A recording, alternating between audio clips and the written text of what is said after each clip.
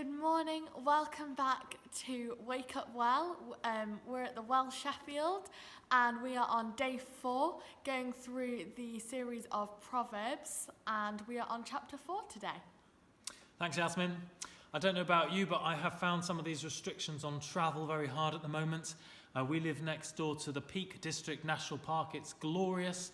It's pretty much on our doorstep, but we don't actually live near enough to be allowed to walk, to be able to walk there, and so we're not really allowed to enter into that fantastic national park at the moment.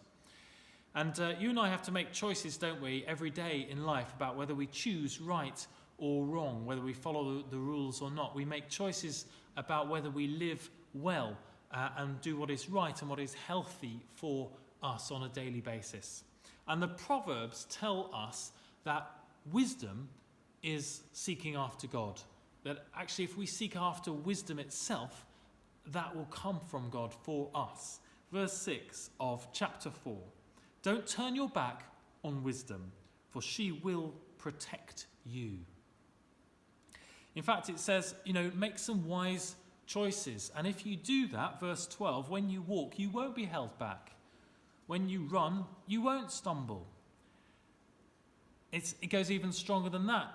In verse 14, he says, make wise choices because you need to not take a wicked path. Don't do what the wicked do. Don't even follow the path of evildoers.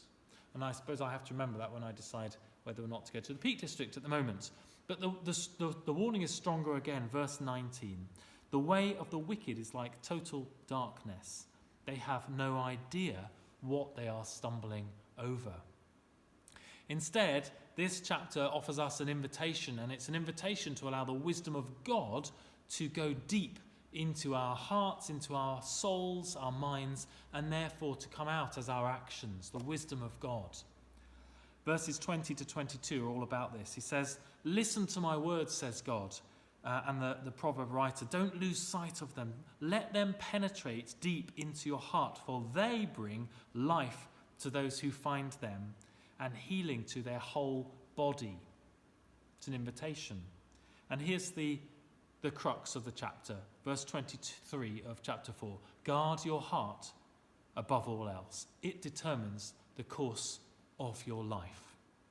So my question to you and to me today is, how much will I allow the voice of God to penetrate my heart, to guard my heart in such a way that I allow the voice of God to be the loudest voice to me and to you today?